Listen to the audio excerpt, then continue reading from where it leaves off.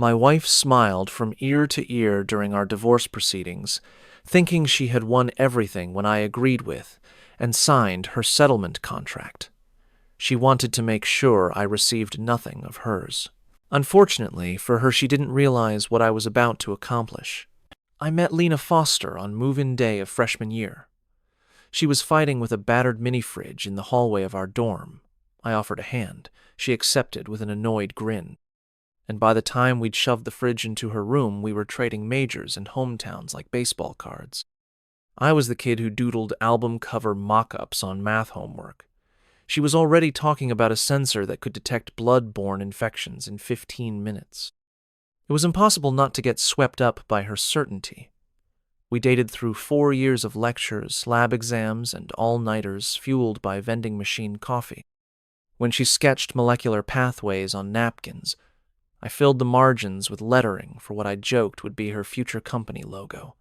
We promised each other we'd both chase our dreams and keep the other one honest. Real life tightened its grip the day after graduation. Her parents' savings went to her tuition, mine to a funeral. Dad died senior spring and left me just enough in insurance money to clear a few debts and give me breathing room. I planned to lease a brick-walled loft and launch a boutique design studio. But Lena called one night, voice trembling with excitement, to say a professor had introduced her to an angel investor willing to fund a prototype if she could scrape together lab space and an equipment deposit. She said, "I don't want to ask, but I need 25 grand up front, and the grant doesn't clear for 60 days. My dad always said, money is only paper until you decide who you are with it." So I wired the inheritance without hesitation. "We're in this together," I told her. It felt like destiny cheering us on.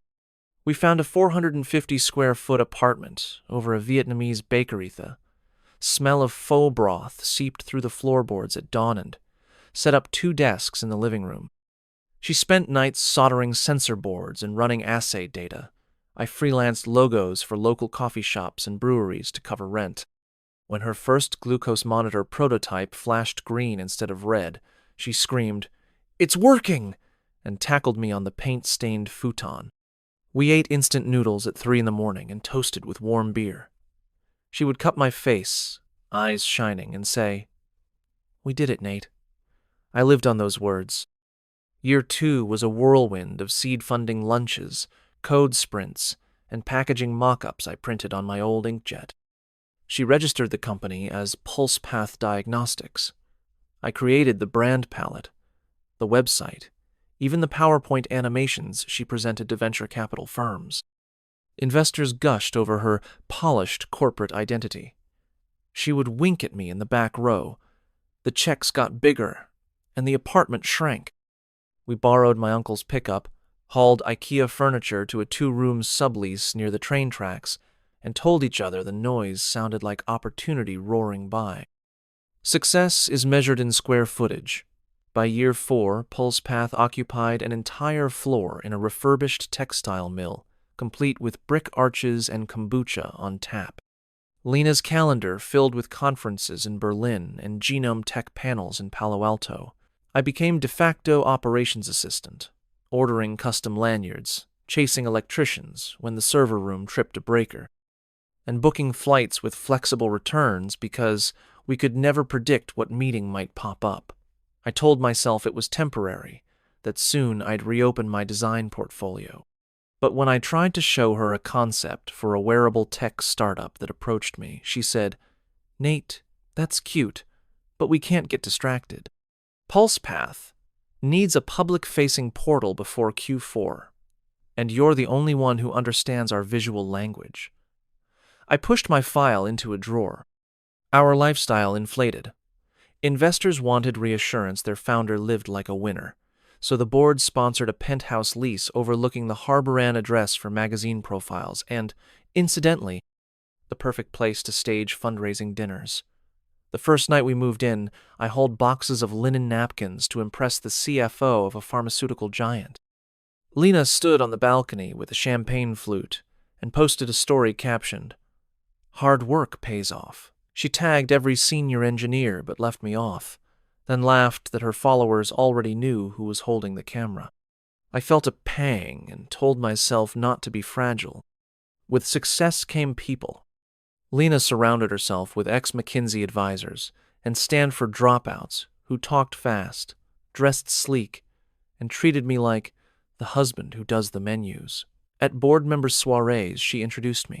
This is Nathan, my better half. But let's dive into the new microfluidics pipeline. Guests laughed when she teased that I still dreamed of doodling t-shirt graphics. Every barb landed softer than it might have because I'd grown numb.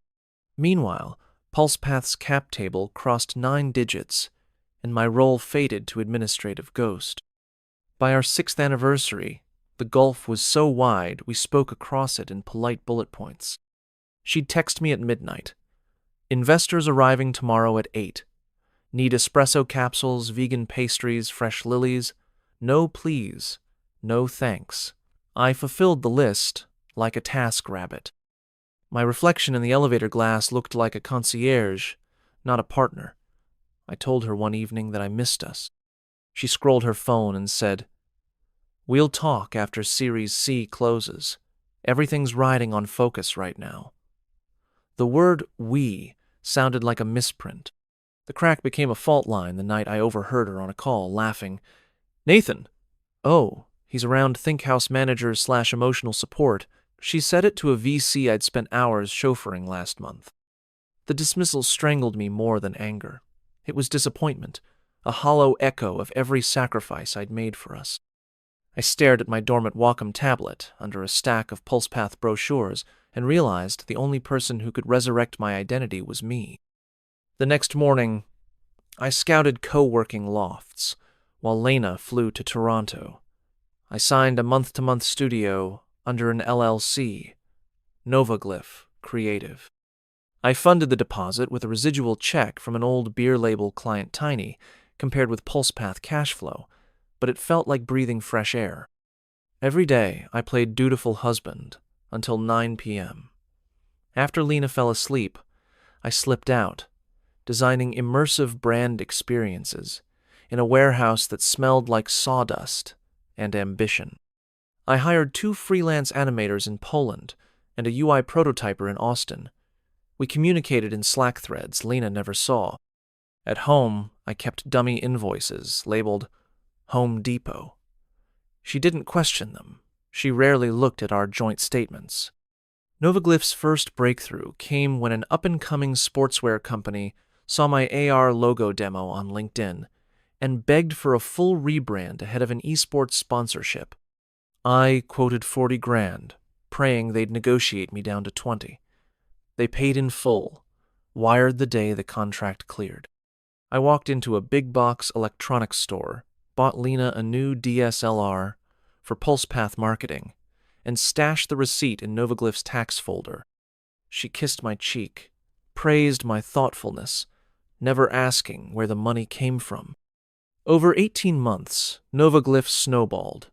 Fashion tech collabs, an interactive museum installation, a sneaker brand's holographic pop-up. Revenue climbed past 7 figures. I hired an accountant separate from our household CPA. All invoices routed through the LLC account Lena didn't know existed. We inhabited parallel universes under one roof. She shot past 100 million in valuation. I quietly built the design agency I'd always wanted. I still hoped, irrationally, that success might reconnect us. Instead, the distance calcified. Lena took to teasing me on her podcast, Founder's Fireside, when discussing what separates real entrepreneurs from creative hobbyists selling vibes. She never used my name, but listeners who knew us texted screenshots with wincing emojis. I replied with thumbs up and kept working. Then came the Tuesday that ended our marriage. I decided on a whim to surprise Lena with lunch, a homemade caprese sandwich, our early date favorite. PulsePath's reception area was tense. Her assistant Chloe stammered that Lena was in a sensitive meeting. Through the frosted glass of the corner office, I heard laughter and saw a silhouette too close for business casual. I pushed past Chloe, opened the door, and found Lena locked in an embrace with Marco DeLuca, her lead data scientist. They jumped apart, but my attention snapped to Chloe, sobbing behind me. Between tears, she apologized for covering Lena's lies and blurted that the team knows she's pregnant, and the official story is, I'm Lena's sick cousin crashing at her place. Sick cousin. I left the building, clutching the untouched sandwich, dropped it in a street trash can, and called a divorce lawyer before dusk. We filed the next morning. Lena didn't contest. She looked almost relieved, as if one more logistical nuisance had been outsourced. Her attorney, a marble-jawed litigator, drafted a generous-sounding settlement. Modest alimony for a year, 20% of marital liquid assets. No claim on PulsePath stock because my contribution wasn't material past the early days. I signed nothing, handed the packet to my lawyer, and waited. On the court date, Lena breezed in wearing a cream pantsuit, hand resting on her small but noticeable bump. She barely looked my way, busy checking her smartwatch. Her lawyer presented their proposal, citing Lena's overwhelming financial role and my non-income producing status. Lena smirked, as if expecting me to beg for better terms. My attorney rose, voice calm. He acknowledged my early-stage work for PulsePath and pivoted. However, Your Honor, Mr. Hartman's recent independent enterprise warrants consideration. He submitted a valuation report from a top mergers and acquisitions firm, Novaglyph Creative, founded 18 months earlier, current valuation $23 million, wholly owned by Nathan Hartman. The judge's eyebrow arched. Lena's lawyer spluttered. Lena's phone slipped from her hand and clattered on the table. The courtroom felt airless. My attorney produced P.L. statements, major brand contracts, press clippings from Wired and Fast Company, praising Novaglyph's mixed reality exhibits. I kept my eyes on Lena. Her cheeks drained of color as the story rearranged itself without her permission. The judge asked if, given these revelations, I wished to amend asset claims. I cleared my throat. No, Your Honor. I'm satisfied with the split her counsel offered. I could almost taste Lena's shock. She expected a fight, maybe hoped for leverage. Instead, I rendered her irrelevant to my future revenue. Money wasn't what I wanted. Dignity was enough. We signed the decree within the hour.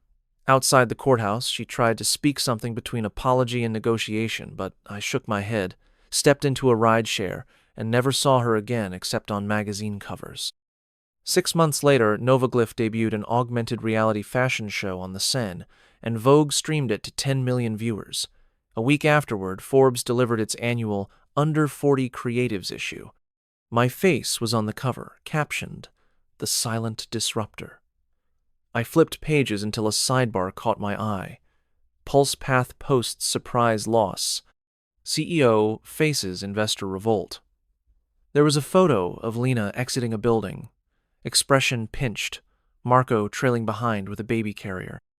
I felt no glee, just a quiet finality, as though her world had gone on without the person who once centered it. Mine certainly had. That evening, I hosted my design team on the studio rooftop. Lights from the skyline blinked like constellations I might one day redraw. I raised a glass and toasted to invisible beginnings, to ideas no one sees coming.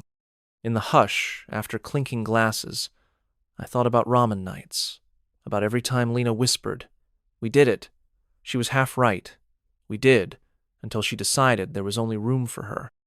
I finished my wine, the city's pulse thrumming beneath my feet, and understood I hadn't won a contest against her. I had simply stopped losing myself.